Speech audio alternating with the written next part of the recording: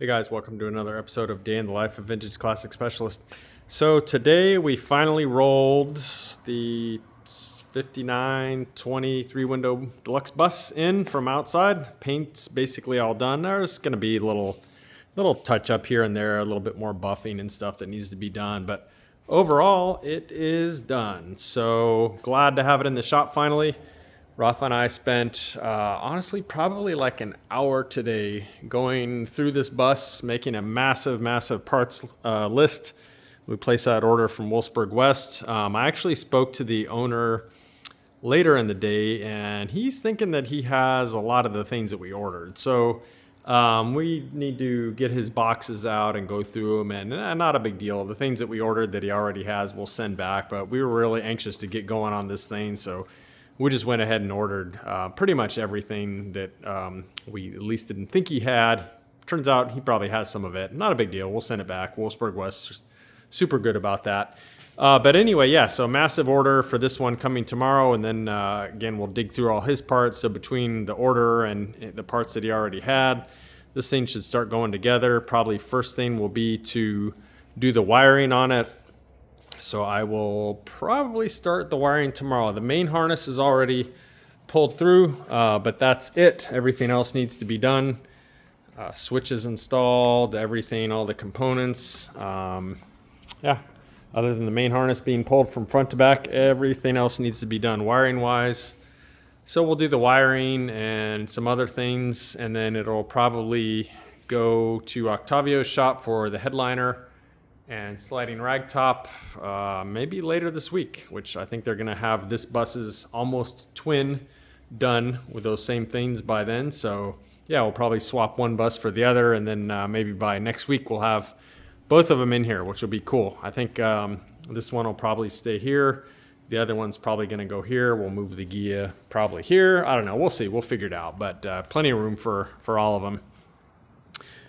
So other than making a massive list for this one today, the motor on the 57 Prairie Beige is pretty much done. Last couple details. So we got the vacuum line, which is here, back from zinc plating. So they're just kind of like a dull, unfinished steel color when they come. It's not really pretty enough for a motor like this, so we go ahead and have them zinc plated to put a little bit more pizzazz on them.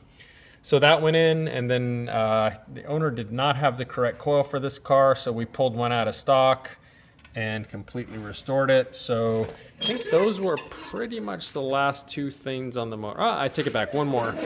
So he did bring a NOS correct screw terminal voltage regulator. So the cover on it was raw, so we went ahead and finished it in black and cleaned it all up and installed it. So yeah, this is actually more correct than what was on there, because this has screw terminals on both sides here. The other one was a little later. It actually had a spade here for the idiot sensor. So yeah, this is actually more correct. So I'm glad he found that one. Again, he wants a very correct, very nice motor, so those little details like that actually make a pretty big difference, especially for someone who knows what they're looking for. So that is basically done. I set the static timing on it just a little while ago. If anyone's interested, I'm going to be uploading a how-to video on setting static ignition timing if anyone is interested in how to do that.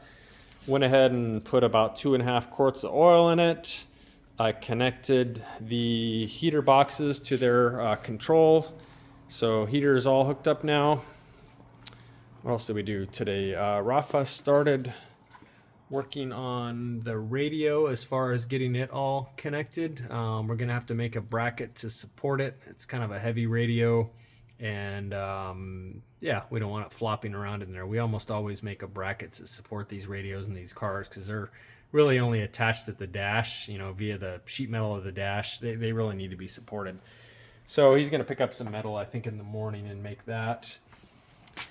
The fender beading on this car, the owner or whoever had put it in actually had the front fender beading on the back of the car and vice versa. There is actually a difference. So the rear fender beading is a little bit longer And so I pulled those out today and swapped them front for back. And because he had the front ones in the back, they're actually too short, so they stopped about here, which just doesn't really look right. It's supposed to actually go to the bottom, and to install it correctly, you actually kind of wrap it around the bottom of the fender, and it gets kind of inserted in there, so it has a nice, clean, smooth finish to it, like you see there. So I took the two front ones, swapped them on the back.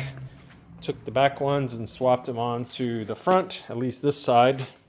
The other side is fenderless, so it'll get its correct beating when it goes on. I think those were pretty much the major things that we did today. We did actually get the fender back. So I had mentioned before this fender had a paint issue right in here. We got the paint matched for it, and then one of the fellas from the neighbor's shop went and touched up the paint and got it all clear coated and everything. So I may let this dry for a day or so before I put it on the car. It may be okay tomorrow. We'll see, but for sure this will be going on within the next couple days, because this car is getting very close to being started and driven. We're getting the windshield molding tomorrow and the little clips for it, so we'll probably go ahead and pop the windshield in this thing tomorrow. Probably go ahead and put the glove box in it, finish up these last couple things. I bought some gas today, so once we have a gas cap, go ahead and put about 5 gallons in it. So I think we're still on track to actually fire this one up and maybe take it for a spin this week. That'll be cool. I think I mentioned before, the customer brought his seats in. These were done at Lenny Kopp's shop, West Coast Classic Restorations. It looked super, super nice. Yeah, so that is it for today. Pretty productive day here, and excited to get rolling here on this other 21 window. This one is a 59. The other one, which is almost a twin, except the other one is a walkthrough, meaning this area between the seats is open. The other one, the walkthrough, is 61. So very close. Very similar, both having bullet lights, looking overall the same, both 23 windows, both ceiling wax red. So it's going to be cool to have them both in here. Anyway, that is it for today, guys. Thanks for watching, and see you next time.